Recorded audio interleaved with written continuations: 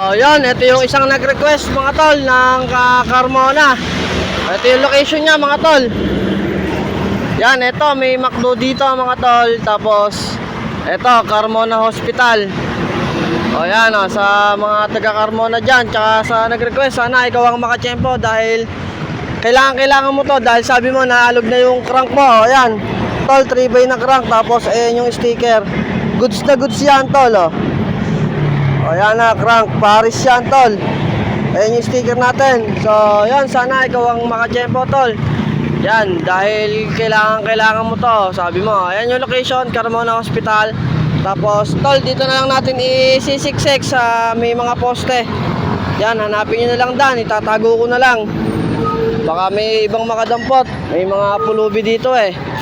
So paano tol, paunahan na lang. Salamat sa inyo sa lahat ng sumusuporta. God bless. Yan, crank 3x tol. Paunahan na lang, paunahan.